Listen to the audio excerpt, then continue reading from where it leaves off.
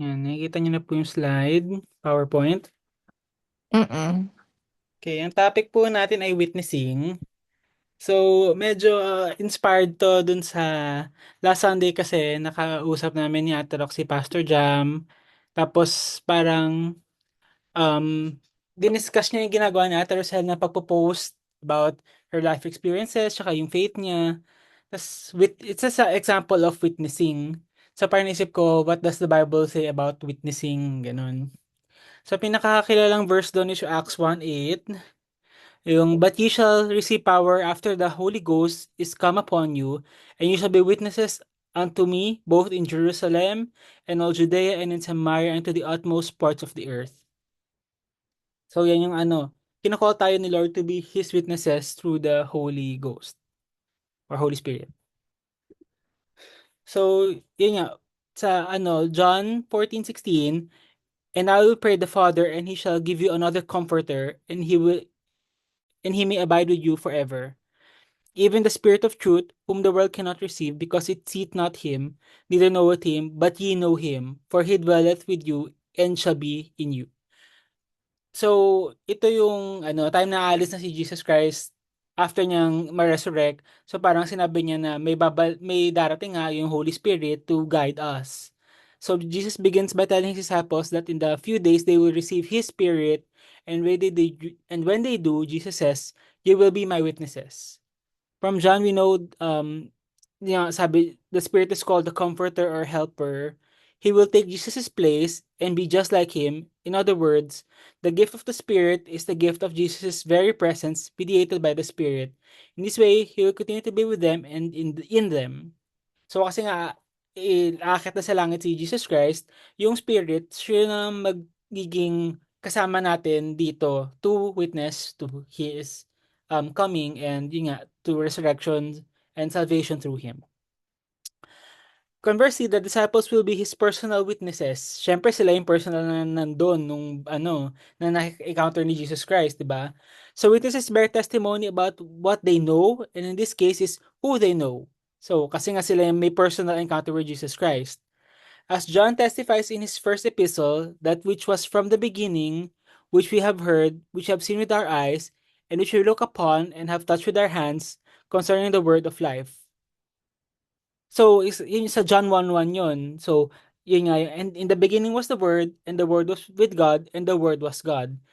And same in the beginning with God, all things were made by Him, and without Him was not anything made that was made. In Him was life, and the life was the light of men. And the light shineth in darkness, and darkness comprehended it not. There was a man sent from God, whose name was John. The same came for a witness to bear witness of the light, that all men through him might believe. So witnessing is not possible for those who do not know Christ, and is strengthened by those who know the Lord's grow in love with the knowledge and the one who saved them. So nung time nga na yun, since yung disciples yung may first hand encounter, kaya sila yung best witnesses. So witnessing is primarily about the resurrection. Siyempre kasi nga, dahil hindi naman natin personally na-encounter na si Jesus Christ, ginaguide na tayo ng Holy Spirit. So, ang witness na natin is about His resurrection. Sa Acts 1:22, beginning from the baptism of John unto the same day that He was taken up from us, must one be ordained to be witnesses with us of His resurrection. So, kasi nga, dahil wala tayong personal encounter kay Jesus Christ, yung resurrection na faith natin yung kailangan nating i-witness. The primary witness in Acts is not about Christ's cross, but His resurrection from the dead, which of course presupposes the purpose of this cross. So kasi kaya 'di ba ang purpose naman talaga ng pagkamatay niya sa cross is um to give us salvation through him, through Jesus Christ. So makikita natin din yun sa verses dito Acts 2:32, and this Jesus hath God raised up, whereof we are all witnesses. So yun nga, yung pagtayo ni Jesus Christ ulit mula sa kamatayan, witness tayo doon through our faith. Acts 3:15, and killed the Prince of Life, whom God hath raised from the dead, whereof we are witnesses. Sa Acts 4:33, and in great power gave the disciples witness of the resurrection of Lord Jesus, and great grace was upon them all. Tapos sa Acts 13:30-31, but God raised him from the dead, and he has seen many days of them which came up with him from Galilee to Jerusalem, who are his witnesses unto his people. So accordingly, we who witness today must not speak merely of a God who is loving, a Christ who forgives sin, or salvation that provides second chances. Such gospel messages truncate the full gospel and miss the power of Christ's lordship. Jesus is not a forgiver who happens to be Lord. He is the Lord who died to secure forgiveness through his death and resurrection. Acts put emphasis on his resurrection, so should we. So, yun nga, yung resurrection naman talaga ng Christ, yung proof na talagang He came to save us. So, parang yun yung emphasis na it's about, we have to witness about the resurrection. So, witnessing is Christ-centered. If witnessing focuses on Christ's resurrection, it also includes all that He said and did. For instance, Acts 5:32, and we are His witnesses of these things, and so is also the Holy Ghost, whom God hath given to them that obey Him. So these things are explicated in the previous two verses. Yun yung Acts 30 to 31. Acts 5:30 to 31. The God of our fathers raised up Jesus, whom he slew and hanged on a tree. Him hath God exalted with his right hand to be prince and a savior, for to give repentance to Israel and forgiveness of sins. So that resurrection and exaltation to the right hand of the Father was assigned to Christ, so that he might send his Spirit to grant repentance, which provides salvation. These are the primary facets of the gospel. They are the true witnesses we proclaim. So yun nga, parang kailangan lang natin ulit na i-lead back to Christ, His sacrifice, His death, and yung iniwan niya ng Holy Spirit to guide us to Him. Doon din sa Acts 10:39, it speaks about true witnessing. Yun na nga rin yun, yung kanina. And we are witnessing of all things which He did in the land of the Jews and in Jerusalem, whom they slew and hanged on a tree. Um, Him God raised up on the third day and showed him openly. Parang ito nga yung Nicene Creed, di ba? And not to all the people, but unto witnesses chosen before God, even to us, who did not eat and drink with him after he rose from the dead. And he commanded us to preach unto the people and to testify that is he who was ordained of God to be the judge of quick and dead. To him give all prophets witness, and through his name whoever believes in him shall receive remissions of sins. Kasi nga, um, like in Acts 5, Peter's words are not without content. Rather, yun nga, binasa ko sa Acts, uh, na witness tayo doon. They put him to death by hanging him on a tree, but God raised him. Ito pala, ibang version pala to. Binasa ko kanina is King James Version. Ito yung NIV version. But God raised him on the third day and made him appear, not to all the people, but to us, who had been chosen as witnesses, who ate and drink with him after he rose from the dead. And he commanded us to preach to the people and to testify that he is the one appointed by God, so ililid back nga to Christ, to be the judge of the living and the dead. To him all the prophets bear witness, so lahat nga na namatay with Christ, bear witness, who believes in him to forgiveness of sins through his name. Na talagang ibabalik natin kay Christ, siya talaga yung way to forgiveness. Under Jesus' command, his witnesses are to testify about him, just like the prophets of old, and like the prophets God chose to carry this message. We see in Acts 10:41 how God chose us well. We do not choose to be his witnesses, he chooses us. Therefore, just as the center of our message is Christ, so is our source. Only God's gracious election in Christ can be witnesses to Christ. So parang sinasabi rin dito na pinili tayo na chosen people talaga tayo ni Lord to be His witnesses. Hindi tayo pumili na parang, I choose you Christ. Hindi, parang pinili niya na tayo to be His witnesses even before pa. So yun nga, witnessing is accompanied by the witness of the Spirit. Kasi nga, di ba, nung makita si Jesus Christ, sinabi nga niya sa Acts 5:32 na yun nga, they will may Holy Spirit to us bearing witness with them. So yung pinadala nga niya Holy Spirit for us, to those who obey Him, para maging guide natin. It is impossible to proclaim Christ without the Spirit. Therefore, witnessing is not something we do in our own strength. It requires the gracious work of the Spirit in us. So, yun nga yung parang naging, ito yung proof talaga ng kasi parang kausap namin si Pastor Jam, yung sinakwento na natin Rosel, na parang may isang nag-aano sa kanya na kailangan daw, salvation is through faith and works. Pero yun nga, parang dito it's proof na witnessing is something we do without, it's not on our own strength. It's guided by the Holy Spirit. So parang faith lang din natin through the Holy Spirit kaya tayo makakapag-witness ng maayos. It's a spiritual activity, dahil nga kailangan na natin yung spirit. Do sa Acts 4:8, then Peter, filled with the Holy Ghost, said to him, "You rules of people and elders of Jerusalem." So, usually, sa Acts, yung mga people doon, talagang filled with the Spirit sila, guided sila by the Spirit, kaya nila nagagawa yung mga pinapagawa sa kanila ni Lord. And kita rin sa Acts 4:31, and when they had prayed, the place was shaken where they were assembled together, and they were all filled with the Holy Ghost, and they spoke the word of God with boldness. So parang talagang kailangan natin yung Spirit to guide us to do what God wants us to do to be His witnesses.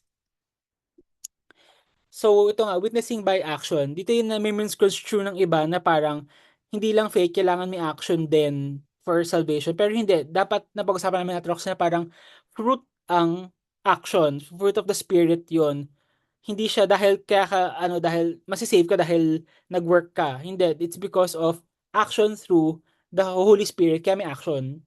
Let your light so shine before men that they may see your good works and glorify your Father which is in heaven. So parang ang purpose natin is we do good works to show people the way to God. Parang ganun. If our lives are not a good example and a good testimony to others, they will probably not listen to what we share about the gospel. After all, why should they believe something we share when we are not following it ourselves? The biggest excuse many give for not going to church or believing in God is that Christians are hypocrites. So parang hindi nga yung mahirap sa ating Christians, we are called to be holy. Kasi nga naman, parang paano ko nga magwiwitness na maayos kay Lord, para mo ililid yung tao kay Christ, kung parang kita naman nila na parang masama pa ugali mo, hindi ka pa rin okay na tao. So, hopefully, yung spirit, babaguhin tayo unti-unti. Siyempre, tao lang din naman tayo.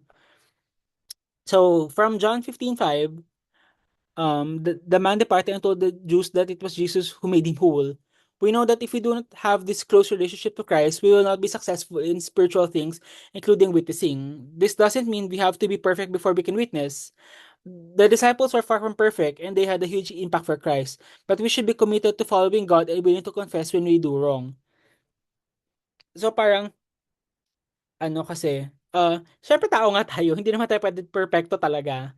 So, may magkakamali tayo, hindi naman kailangan perfecto daw talaga tayo kasi pina-perfect pa nga tayo ng Holy Spirit. Sa Philippians 2:15-16, that ye be blessed and harmless, the sons of God without rebuke, in the midst of crooked and perverse nation, among whom ye shine as lights of the world, holding forth the word of God, that I may rejoice in the days of Christ, that I may not run in vain, neither labored in vain. So, yun nga, talagang we need the Spirit din talaga to witness kasi nga we cannot do it all on our own. So ito, witnessing by words. So syempre, parang ito yung feeling example na ginagawa ni Rock sa kanyang pagpo-post, yung witnessing by words. Kasi syempre binabasa yung mga words na inaano niya, pinapost niya, guided by the Spirit. As important as righteous example is, by itself, it's not enough to reach someone for Christ.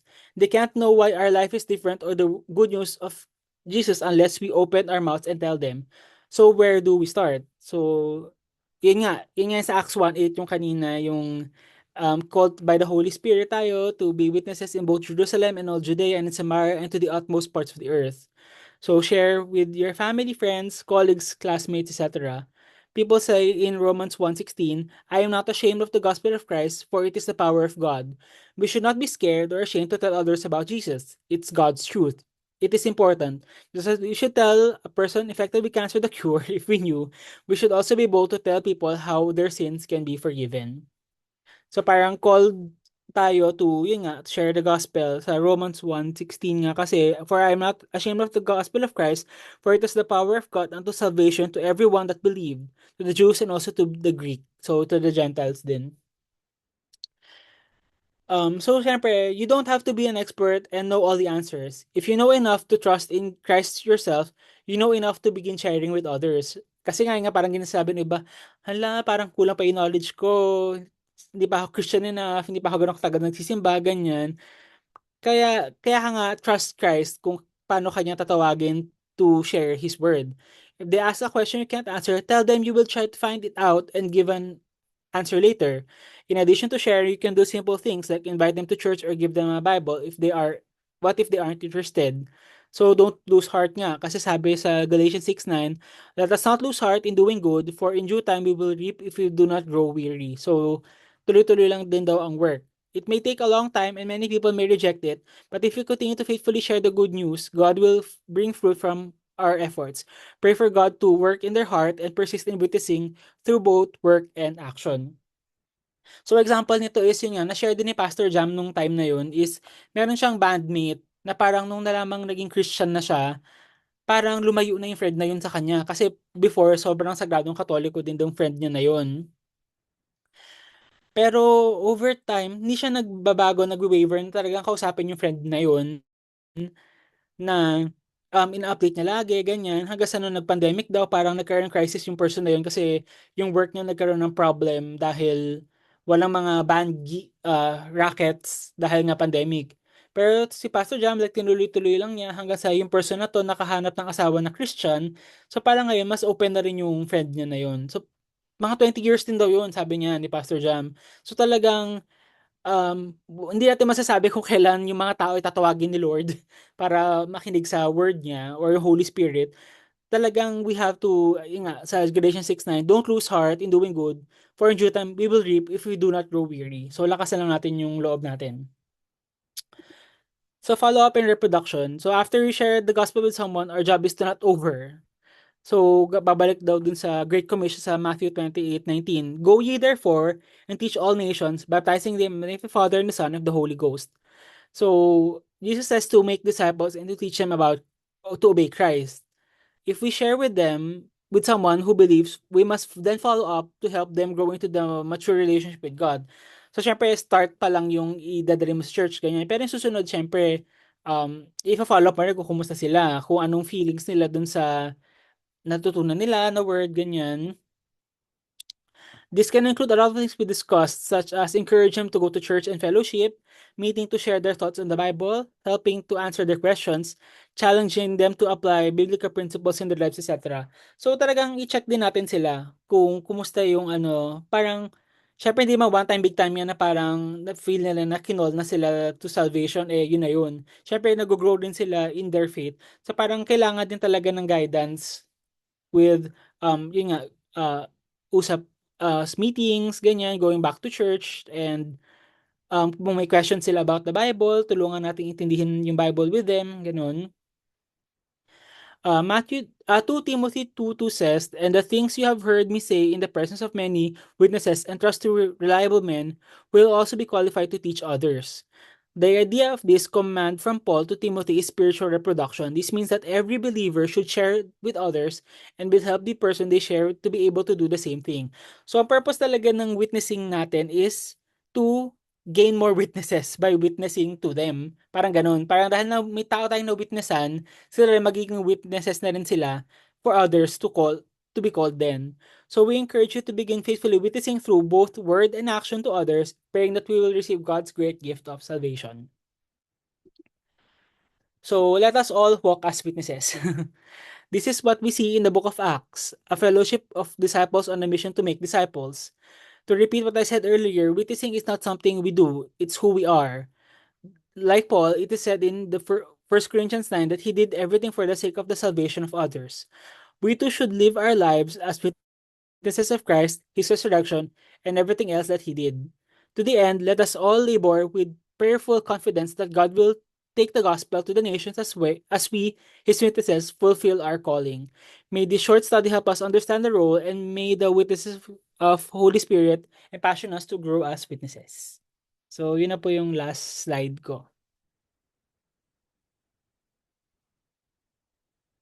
Thank you po.